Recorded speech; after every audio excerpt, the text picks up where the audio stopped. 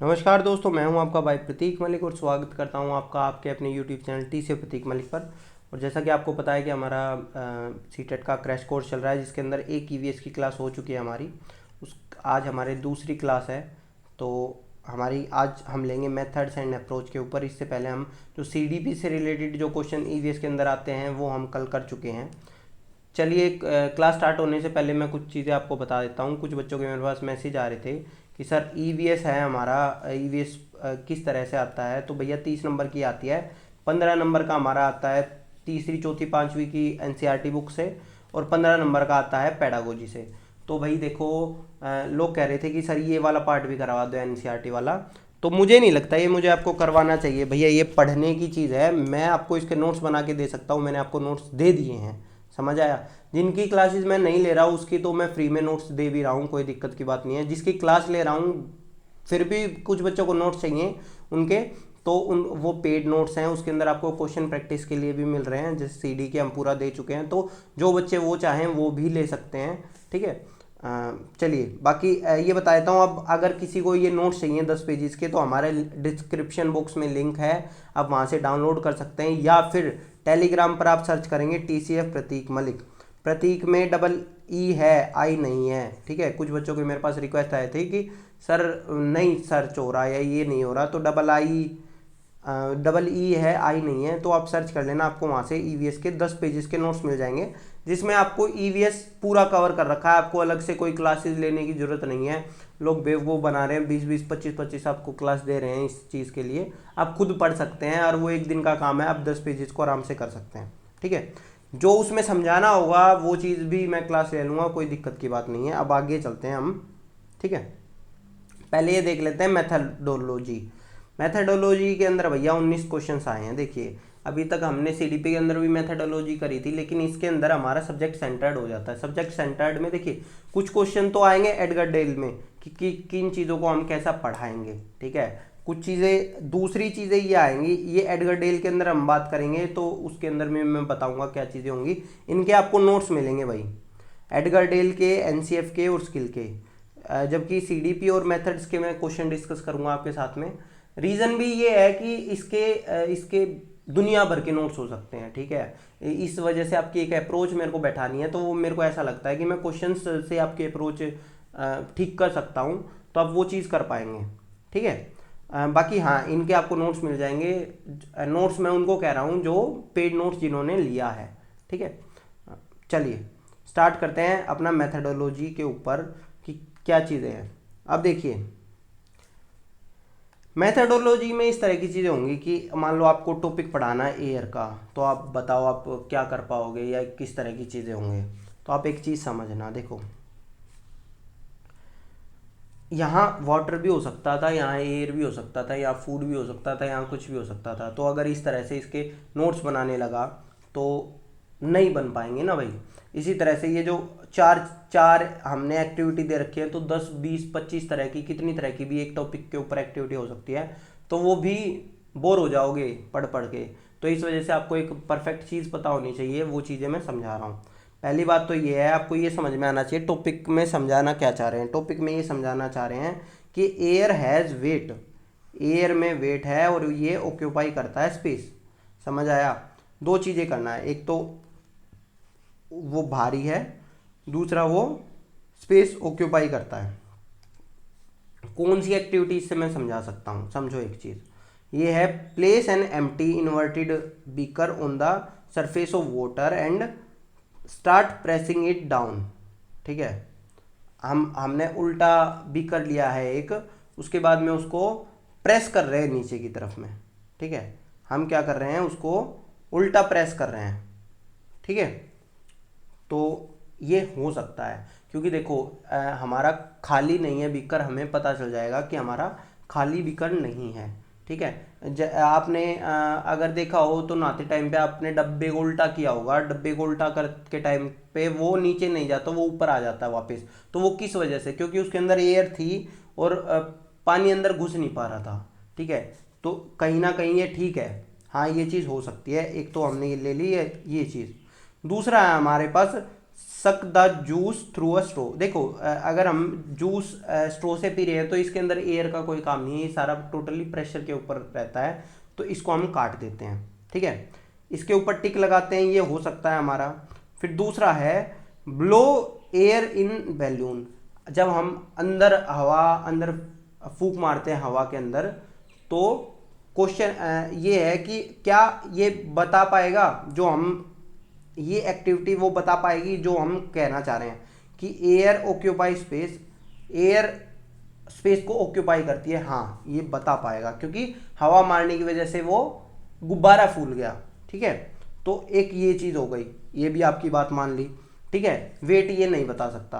तो अभी तक हमारे पहली और तीसरी एक्टिविटी के अंदर, दोनों के अंदर हमारा ये है कि एयर स्पेस को ऑक्यूपाई करती है। ठीक है, अभी बात करते हैं चौथी, इसके अंदर तो ये कह रहे हैं कि दो इन्फ्लेटेड बैलून को, दो जो गुब्बारे हैं उनको भरे हुए को आपने लटका दिया है और उसके बाद में एक को पिंचर कर दिया। ठीक है, तो यहाँ से कहीं ना कहीं ये जो एक्टिविटी होती है ये होती है भार नापने के लिए, कि ये एयर के अंदर एक हवा का एक भार होता है, तो वो आपका इससे हो जाएगा।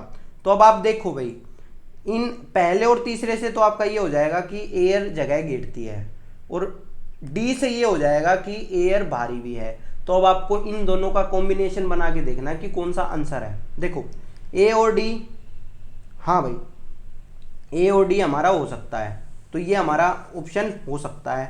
फिर बात करते हैं बी और डी, बी और डी कभी भी नहीं होगा। ए और सी हो तो जाता, लेकिन इसके अंदर तो हमें बस एक ही कॉन्सेप्ट बताया गया है, वेट वाला कॉन्सेप्ट नहीं बताया गया है, इस वजह से ये आंसर गलत है। ठीक है, ए और बी हमारा बिल्कुल नहीं होगा, तो इस वजह से हमारा ए और डी आंसर हो गया। ठीक है दोस्तों, चलिए नेक्स्ट पे चलते हैं।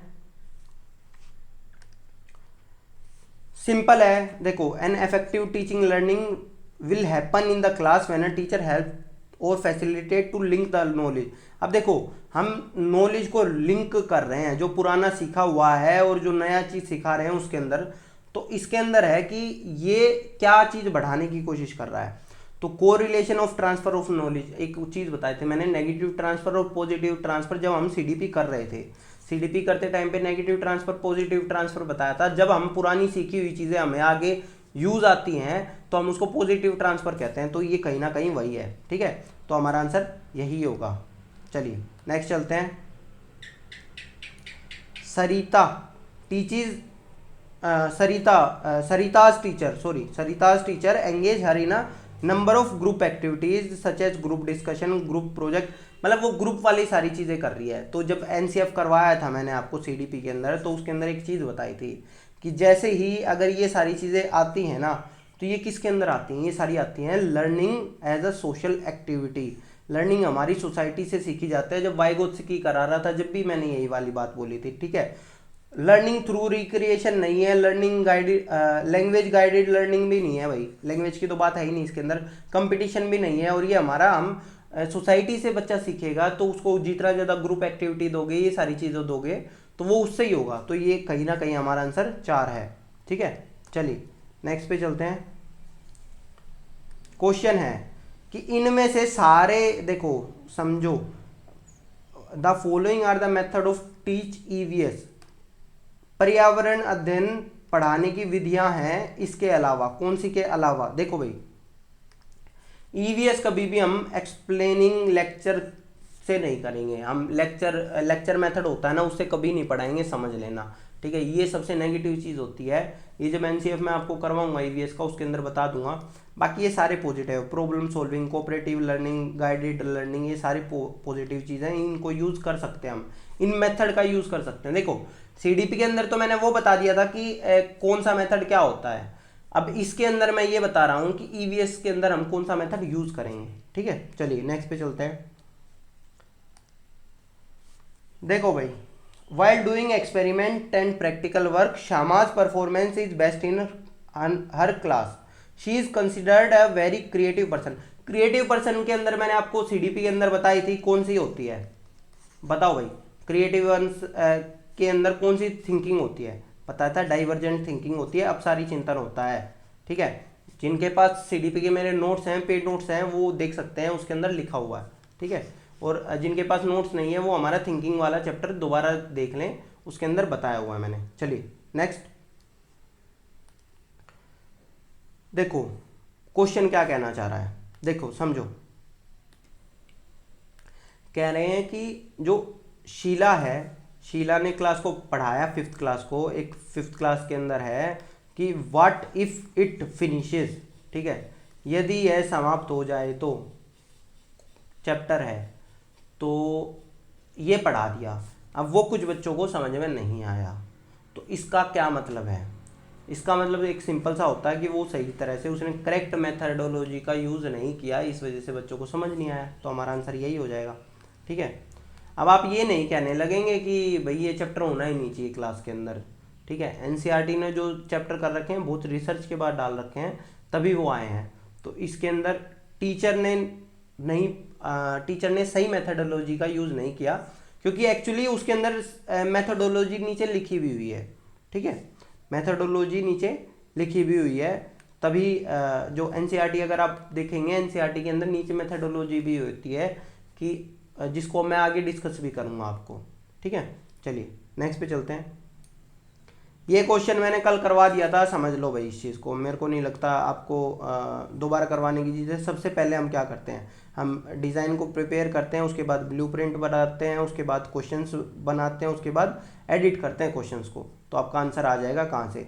सबसे पहले हमने क्या किया, ब्लूप्रिंट यानी कि फोर्थ, ठीक है, 1 सेकेंड, सॉरी, ब्लूप्रिंट नहीं, डिज़ाइन, प्रिपेयर द डिज़ाइन। सबसे पहले हमने डिज़ाइन बनाया, 2 4 1 3, आंसर 2 आ जाएगा इसका। चलिए नेक्स्ट पे चलते हैं। अब ये ऑब्जर्वेशन स्किल और ये सारी कुछ स्किल होती हैं, जब स्किल वाला पार्ट करेंगे इसके अंदर मैं आपको और ज़्यादा डिटेल में बताऊंगा कौन सी स्किल में क्या चीज़ें होती हैं। यहाँ हम बात करते हैं, एक होती है ऑब्जर्वेशन, एक होता है इन्फरेंस। ऑब्जर्वेशन क्या होता है, ये आपको जो डाटा दिया हुआ ना, इस डाटा से आप क्या समझ सकते हैं, वो आपकी ऑब्जर्वेशन होती है, ठीक है। इन्फ्रेंस क्या है, जो इसके अंदर नहीं दिया और आप अपनी तरफ से उसका कुछ बना रहे हैं कि हाँ अच्छा ऐसा हुआ होगा तो ये होगा, ठीक है। हम खुद से रिलेशन बना लेते हैं कि अच्छा इसकी वजह से ये हो रहा है, जो इसके अंदर लिखा नहीं हुआ है, ठीक है, कहीं पे। तो वो है, वो आपकी चीज़ ठीक भी हो सकती है, वो चीज़ गलत भी हो सकती है, लेकिन जो ऑब्जर्वेशन होगी, ऑब्जर्वेशन इससे फैक्ट होगी, ठीक है, ये फैक्चुअल है, इसी के बेस पे जो जितना इसमें दिया हुआ है वो हमारा ऑब्जर्वेशन होता है। अब देखो क्या कहना चाह रहे हैं, देखिए पहला है petrol is more expensive fuel than diesel. तो देखो आप ये देख के बता सकते हो, हाँ बिल्कुल बता सकते हैं भैया। पेट्रोल देखो, पेट्रोल आपके यहाँ ये है और जबकि आपका डीजल का प्राइस ये है, ठीक है। तो ये क्या है, ये ऑब्जर्वेशन हो गया, पहले वाला ऑब्जर्वेशन हो गया। दूसरे वाला, the percentage increase in petrol in the price of diesel is more than of petrol. अब भाई ये आप परसेंटेज में जो चेंज आया है वो भी आप यहाँ से निकाल सकते हैं, ठीक है, ये भी आपकी कोई छुपी हुई चीज़ नहीं है, तो ये भी आपकी कहीं ना कहीं ऑब्जर्वेशन ही है। अब बात करते हैं, diesel is cheaper that's why public transport run on it's, ठीक है। तो ये कहीं ना कहीं इन्फ्रेंस होता है भैया, निष्कर्ष। तो ये कहीं ना कहीं इन्फ्रेंस है आपका कि डीजल चीपर है, ठीक है, डीजल चीपर है। तो ये तो ऑब्जर्वेशन था आपका, लेकिन फिर जो उसके बाद में जो जोड़ दी ना, ये आपका इन्फ्रेंस हो गया, ये आपने निष्कर्ष निकाल लिया कि इसकी वजह से जो पब्लिक है वो डीजल की ट्रांसपोर्ट ज़्यादा यूज़ करती है, ठीक है। अब ये हमारा इन्फ्रेंस हो गया, ये निष्कर्ष हो गया। डी है हमारा, diesel is cheaper fuel then petrol, ठीक है, diesel is a cheaper fuel then petrol, ये ऑब्जर्वेशन आ गई। लेकिन अब जो नेक्स्ट लाइन इसी में जोड़ रखी है, ये आ रखा है निष्कर्ष, people should buy diesel vehicle, लोगों को डीजल व्हीकल परचेज करने चाहिए, ठीक है, डीजल वाली गाड़ियां खरीदनी चाहिए। तो ये दोनों हमारे निष्कर्ष हो गए, ऊपर वाले दोनों हमारे ऑब्जर्वेशन हो गए। इस तरह से हमारा जो आंसर आएगा वो क्या आएगा, सी और डी हमारे निष्कर्ष है, बाकी आपका कोई सा भी ठीक नहीं होगा, आप देख लेना। चलिए नेक्स्ट पे चलते हैं, एक सेकेंड,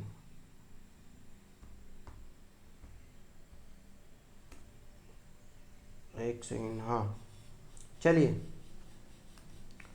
कह रहे हैं all of the following are the indicative of general approach. EVS को पढ़ाने की क्या अप्रोच है, समझो। कॉन्क्रीट टू एब्स्ट्रैक्ट, देखो भाई, ईवीएस को क्या, हर चीज़ को पढ़ाने की यही अप्रोच है, मूर्त से अमूर्त की ओर पढ़ाएंगे। पहले जो बच्चों को पता है उससे उनको उस तरफ ले जाएंगे जो चीज़ों को नहीं, उनको नहीं पता। सिंपल से कॉम्प्लेक्स की ओर पढ़ाएंगे, सरल से कठिन की ओर, बिल्कुल ठीक है। लोकल टू ग्लोबल, स्थानीय से वैश्विक की ओर। अगर आपने देखा भी हो ईवीएस के अंदर, जो ईवीएस 3 है ना, 3 के अंदर कहीं ना कहीं जो बातें की गई हैं वो की गई हैं घर और आस पड़ोस की। क्लास 4 के अंदर जो बातें की गई हैं वो करी गई हैं देश के बारे में, ठीक है। और क्लास 5 के अंदर दुनिया के बारे में। तो ये कहीं ना कहीं हमारा लोकल टू ग्लोबल हो जाता है। आगे है एब्स्ट्रैक्ट टू कंक्रीट, ये तो उल्टा हो गया ना भाई, अमूर्त से मूर्त की ओर, ये गलत है हमारा, ठीक है। तो अब हमारा जो ऑप्शन हो जाएगा वो क्या होगा कि एक्सपेक्ट, एक्सेप्ट, एक्सेप्ट के इसके इसको छोड़कर, किसको छोड़कर, बस डी को छोड़कर, इसका मतलब ओनली डी है हमारा आंसर। चलिए अब आते हैं हम अगले क्वेश्चन की तरफ। राधा यूज, अब देखो एक हम टीएलएम हमने यूज़ करे होंगे कभी कभी। टीएलएम होते हैं जो आप बना के ले जाते हैं, जिसको आप टीचिंग एड वगैरह भी कह देते हैं, ठीक है।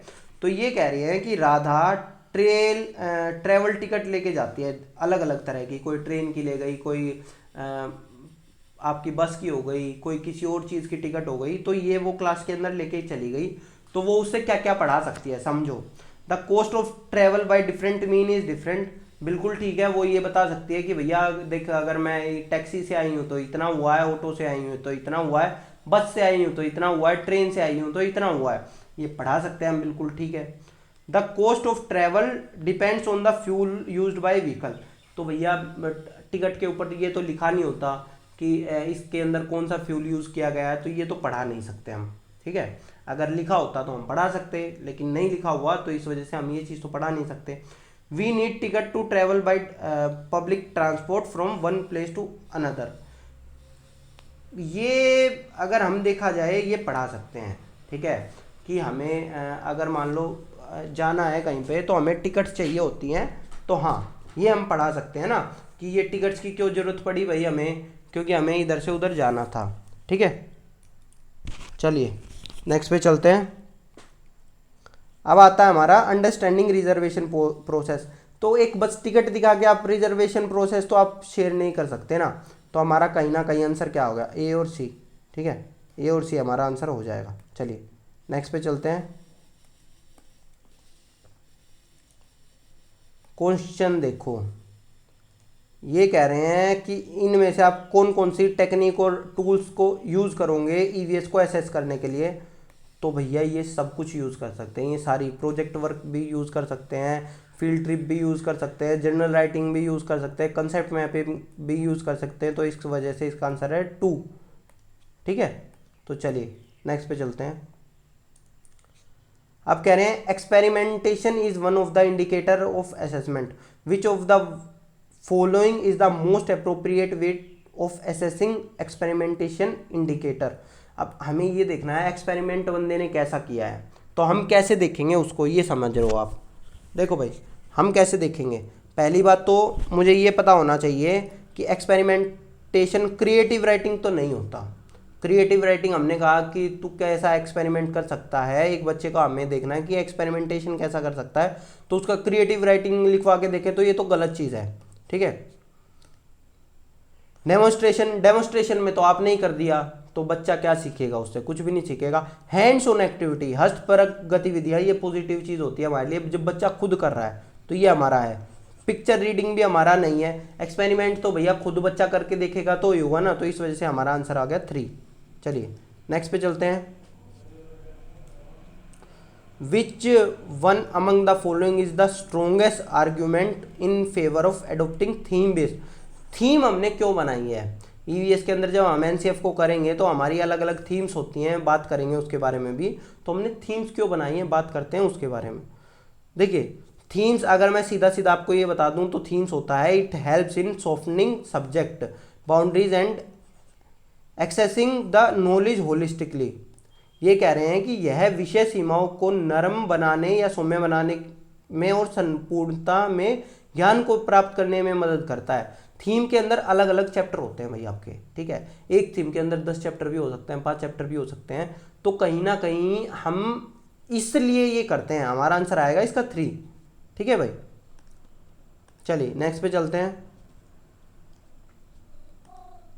द पर्पज ऑफ सर्वे, सर्वे का पर्पज़ क्या होता है, समझ लो भाई इस चीज़ को। सर्वे का पर्पज़ क्या होता है, ये अपॉर्चुनिटी देता है बच्चे को। सर्वे क्या होता है, आप जब जाके कहीं पे क्वेश्चंस पूछते हैं किसी से, तो वो आपका सर्वे होता है। ये यस नो में भी क्वेश्चन हो सकते हैं, ये कैसा भी हो सकता है, ठीक है। तो हाँ, ये हम इंटरेक्ट करता है बच्चा आसपास में, बिल्कुल ठीक है। फिर आगे है to make children sensitive to different people. बिल्कुल, हम उनके पास जाएंगे तो हम कहीं ना कहीं संवेदनशील होंगे विभिन्न लोगों को लेकर, ठीक है। तो ये भी सीख जाएगा बच्चा। फर्स्ट हैंड हमें कलेक्ट करेगा बच्चा, फर्स्ट हैंड नॉलेज एक होता है, सेकंड हैंड इन्फॉर्मेशन एक होता है, फर्स्ट हैंड इन्फॉर्मेशन। प्रत्यक्ष प्राप्त करने का अवसर मिलता है उनको।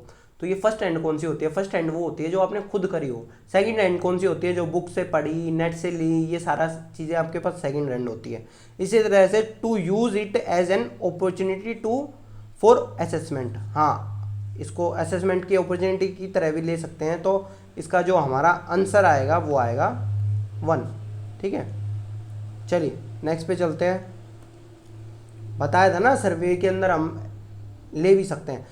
अल्टरनेटिव फ्रेमवर्क क्या होते हैं, देखिए समझिए कुछ चीज़ों को। आपको याद है एक जो मूवी आई थी 3 इडियट, तो उसके अंदर रेंचो से पूछा गया था मशीन की डेफिनेशन बता, ठीक है।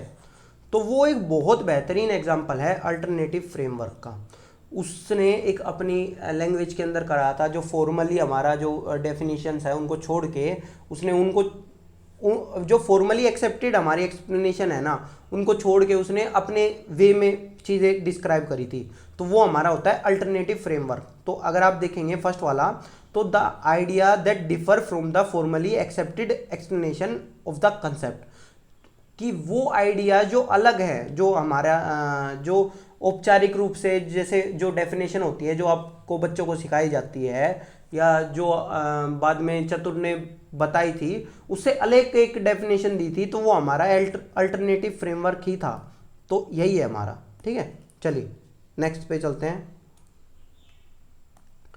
देखो, to talk about emergency situation, Priya asked children's experience when they faced any emergencies. Children narrated their experiences with fire, electric shock and road accident. She asked question, assessed their existing understanding and discussed safety aspect using resources such as road safety advertisement from the newspaper, and also used LPG and electric bill to discuss safety guidelines. देखिए क्या क्या कह रहे हैं, ये समझो। ये कह रहे हैं कि वो बच्चों से पूछ रही है, बार बार कुछ चीज़ें पूछ रही है। तो ये सारी चीज़ें कौन सी अप्रोच के अंदर आ रहा है, ठीक है। जब आप बच्चों से पूछ रहे हो और आसपास की चीज़ें एडवर्टीजमेंट वगैरह और ये सारी चीज़ें कर रहे हो, तो भैया ये सब कुछ हमारी इंक्वायरी अप्रोच के अंदर आता है। ये कौन सी अप्रोच के अंदर आता है, इंक्वायरी अप्रोच के अंदर। जब हमारा एक्सपेरिमेंशियल अप्रोच कौन सी थी, जब बच्चा एक्सपेरिमेंट करके देखता है। कोग्निटिव अप्रोच हमने बात ही नहीं करी अभी तक कोग्निटिव अप्रोच के बारे में। इसी तरह से ह्यूमनिस्टिक अप्रोच में मैंने सीडीपी के अंदर आपको बताया हुआ है ह्यूमनिस्टिक अप्रोच के बारे में, अब वो जाकर वीडियो वहाँ से देख सकते हैं। चलिए नेक्स्ट क्वेश्चन है, read the following carefully, how are the monkey that dance to the. कह रहे हैं कि इनमें से बताओ आप कैसे बता पाओगे। बच्चे को पूछ लिया ये क्वेश्चन, ठीक है, कि जो डांस करने वाले मंकी हैं वो जो हमारे सामने जो मंकी नाचते हैं उनसे कैसे अलग होते हैं। तो इससे बंदा किस तरह से, मतलब जो टीचर है वो किस तरह से असेसमेंट करना चाह रहा है। तो ऑब्वियसली वो कैसे असेसमेंट करना चाह रहा है, एक्सपेरिमेंट तो वो करवा नहीं रहा, इसी तरह से वो कोऑपरेशन भी नहीं कर रहा, वो डिस्कस कर रहा है चीज़ों को, ठीक है। वो लोगों से पूछ रहा है, बच्चों से पूछ रहा है, तो कोई कुछ बताएगा कोई कुछ बताएगा, तो वो डिस्कस कर रहा है, ठीक है। चलिए नेक्स्ट पे चलते हैं। कह रहे हैं भैया कुछ तो हमारे फ्लोट हो जाते हैं, कुछ सिंक हो जाते हैं, ठीक है। इसके अंदर आप बताओ कि इससे बच्चा क्या क्या सीखता है, तो या किस तरह से बच्चा सीख सकता है, ये कंसेप्ट कैसे सीख सकता है। तो पहले तो बच्चा ऑब्जर्व करेगा, एक्सपेरिमेंट करेगा कि कौन से फ्लोट हो रहे हैं, कौन से सिंक हो रहे हैं, उसके बाद में बच्चा जैसे कील डूब गई, हमारा कटोरी तैर रही है, ये सारी चीज़ें पहले ऑब्जर्व करेगा, फिर एक्सपेरिमेंट करेगा अपने हिसाब से, और फिर एक इन्फ्रेंस बनाएगा, एक निष्कर्ष निकालेगा। तो हमारा ये आंसर है बी। ठीक है, सेकंड। चलिए भाई, नेक्स्ट क्वेश्चन है हमारा, observation and recording are indicator of assessment. Observation of और रिकॉर्डिंग है वो हमारा इंडिकेटर हैं असेसमेंट के। इनमें से कह रहा है least appropriate way. Least appropriate way कौन सी होगी? तो पेन पेंसिल टेस्ट हमारा लीस्ट अप्रोप्रिएट वे होता है, हमने आपको बताया हुआ है पहले भी। चलिए, तो ये हो गया भैया आपका सारा। ठीक है, धन्यवाद दोस्तों। अगर आपको ये वीडियो पसंद आया तो इसको लाइक करें, अपने दोस्तों के साथ शेयर करें, और ज़्यादा से ज़्यादा कमेंट करके बताएं कि क्या चीज़ें इसके अंदर कमी थी और क्या चीज़ें और हो सकती थी। चलिए, धन्यवाद।